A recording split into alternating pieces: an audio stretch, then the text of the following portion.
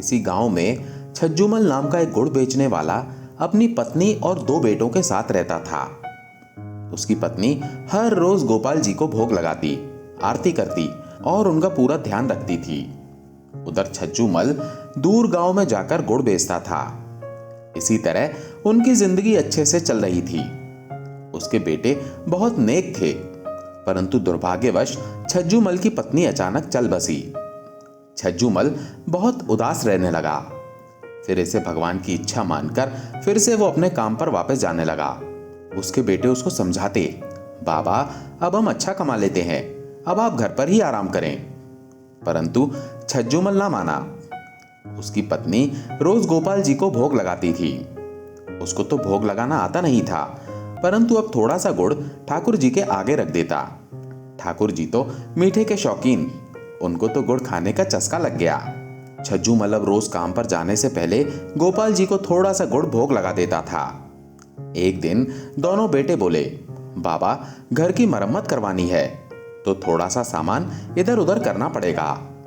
बाबा बोला ठीक है, तो उन्होंने गोपाल जी को भी अलमारी में भूलवश रख दिया। घर का काम शुरू हो गया, पर गोपाल जी को अब गुड़ का भोग नहीं लग पाता। छज्जूमल अब रोज की तरह गांव में गुड़ बेचने गया। रास्ते में थोड़ा सा विश्राम करने के लिए एक वृक्ष के नीचे बैठ गया। ठंडी ठंडी हवा चल रही थी। तभी छज्जूमल की आंख लग गई।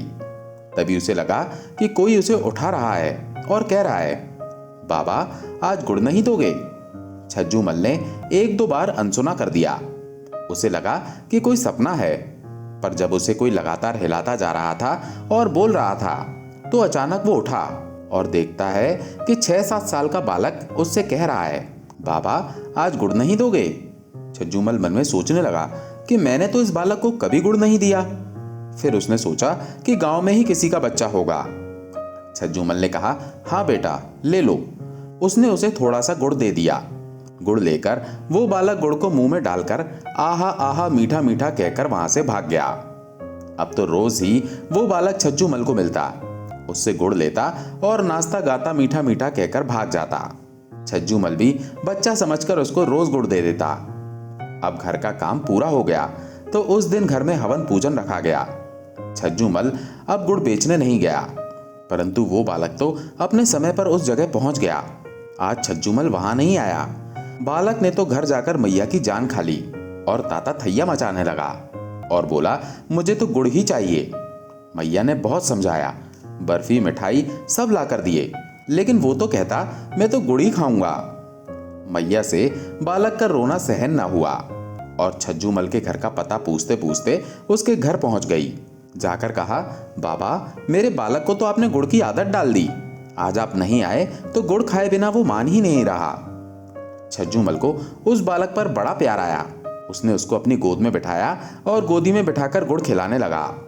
पता नहीं क्यों उस बालक को गुड़ खिलाते खिलाते छज्जूमल की आंखों में अश्रुधारा बह निकली। हृदय में अजीब सी हलचल होने लगी। गुड़ खाकर बालक मीठा मीठा कहकर अपने घर चला गया। हवन पूजन के बाद में फिर गोपाल जी की मूर्ति को रखा गया। अगले दिन छज्जूमल नियम से गोपाल जी को गुड़ का भोग लगाकर काम पर चला गया। रास्ते में उसी जगह पर रुका। अब तो उसे भी उस बालक को गुड़ खिलाने की जल्दी थी, परंतु वो बालक आया ही नहीं। ऐसे ही 3-4 दिन बीते तो उसका मन बहुत बेचैन हुआ कि कहीं बालक बीमार तो नहीं हो गया। उसने गांव जाकर सबसे बालक के बारे में पूछा तो सबने कहा ऐसा तो कोई भी बालक नहीं रहता। वो हैरान परेशान होकर घर पहुंचा। घर पहुंचकर जब वो मंदिर में बैठा तो गोपाल जी की तरफ देखा। वो मंद मंद मुस्कुरा रहे थे, जैसे वो कह रहे हों, बाबा जी मैं वही बालक हूं। छज्जूमल का माथा ठनका। वो सोचने लगे कि ये तो साक्षात गोपाल जी मुझसे गुड़ खाने आते थे। वो कहने लगे, हे गोपाल जी धन्य हो आप। गोपाल जी की ओर देख के उसकी आंखों से अश्रु धारा बहने लगी। जय श्री कृष्णा। एक पंडित जी थे। वे रोज घर घर जाके भगवत गीता का पाठ करते थे। एक दिन उन्हें एक चोर ने पकड़ लिया और उनसे कहा, तेरे पास जो कुछ भी है मुझे दे दे।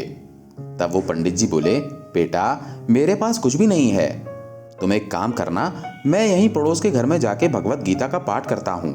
वो यजमान बहुत दानी लोग हैं, जब मैं कथा सुना रहा हूँगा तुम उनके घर में जाके चोरी कर लेना। चोर मान गया। अगले दिन जब पंडित जी कथा सुना रहे थे तब वो चोर भी वहां आ गया। तब पंडित जी बोले, यहाँ से मीलों दूर एक गांव है, वृंदावन। वहां पे एक लड़का आता है जिसका नाम कान्हा है। वो हीरों जवाहरातों से लदा रहता है। अगर तुम लूटना चाहते हो तो उसको लूटो। वो रोज रात को एक पीपल के पेड़ के नीचे आता है जिसके आसपास बहुत सी झाड़ियां हैं। चोर ने यह सुना और खुशी खुशी वहां से चला गया। वो चोर अपने घर गया और अपनी बीवी से बोला, आज मैं एक कान्हा नाम के बच्चे को लूटने जा रहा हूं। चोर वहां से ये संकल्प लेके चला कि अब तो मैं उस कान्हा को लूट के ही आऊंगा। वो बेचारा पैदल पैदल ही टूटी चप्पल में ही वहां से चल पड़ा। रास्ते में बस कान्हा का नाम लेते हुए वो अगले दिन शाम को वहां पहुंचा जो जगह उसे पंडित जी ने बताई थी। अब वहां पहुंच के उसने सोचा कि अगर मैं यहीं सामने खड़ा हो गया तो बच्चा मुझे देखकर भाग जाएगा, तो मेरा यहाँ आना बेकार हो जाएगा। इसलिए उसने सोचा क्यों ना पास वाली झाड़ियों में ही छुप जाऊं। वो जैसे ही झाड़ियों में घुसा, झाड़ियों के कांटे उसे चुभने लगे।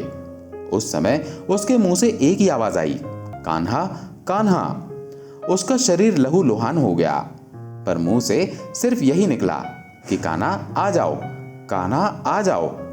अपने भक्त की ऐसी दशा देख के कान्हा जी चल पड़े। तभी रुक्मणी जी बोली, प्रभु कहाँ जा रहे हो? वो तो आपको लूट लेगा। प्रभु बोले, कोई बात नहीं, अपने ऐसे भक्तों के लिए तो मैं लुट जाना तो क्या, मिट जाना भी पसंद करूंगा।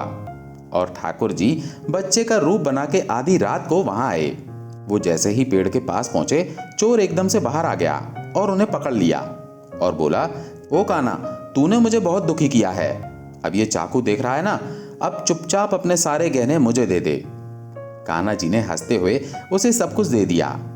वो चोर हंसी खुशी अगले दिन अपने गांव में वापस पहुंचा और सबसे पहले उसी जगह गया जहां पर वो पंडित जी कथा सुना रहे थे, और जितने भी गहने वो चोरी करके लाया था उसका आधा उसने पंडित जी के चरणों में रख दिया। जब पंडित जी ने पूछा कि ये क्या है, तब उसने कहा, आपने ही मुझे उस कान्हा का पता दिया था, मैं उसको लूट के आया हूं और ये आपका हिस्सा है। पंडित जी ने सुना तो उन्हें यकीन नहीं हुआ। वो बोले, मैं इतने सालों से पंडिताई कर रहा हूं, वो मुझे आज तक नहीं मिला। तुझ जैसे पापी को कान्हा कहां से मिल सकता है? चोर के बार बार कहने पर पंडित जी बोले, चल मैं भी चलता हूं तेरे साथ वहां पर, मुझे भी दिखा कि कान्हा कैसा दिखता है। और वो दोनों चल दिए। वहां पहुंचकर चोर ने पंडित जी से कहा, आओ मेरे साथ, यहां पे छुप जाओ। दोनों झाड़ियों में छुप गए और दोनों का शरीर लहू लुहान हो गया और मुंह से बस एक ही आवाज निकली, कान्हा कान्हा आ जाओ। ठीक मध्य रात्रि कान्हा जी बच्चे के रूप में फिर वहां आए और दोनों झाड़ियों से बाहर निकल आए। पंडित जी की आंखों में आंसू थे। वो फूट फूट के रोने लग गए और जाके चोर के चरणों में गिर गए और बोले, हम जिसे आज तक देखने के लिए तरसते रहे, जो आज तक लोगों को लूटता आया है, तुमने उसे ही लूट लिया। तुम धन्य हो, आज तुम्हारी वजह से मुझे कान्हा के दर्शन हुए हैं। तुम धन्य हो। ऐसा है हमारे कान्हा का प्यार। अपने सच्चे भक्तों के लिए जो उसे सच्चे दिल से पुकारते हैं तो वे भागे भागे चले आते हैं। दोस्तों, अगर ये कहानी आपको पसंद आई हो तो वीडियो को लाइक करके कमेंट में जय श्री कृष्णा जरूर लिखें। और हाँ, चैनल पर अगर पहली बार आए हैं तो चैनल को सब्सक्राइब जरूर करें। जय श्री कृष्णा।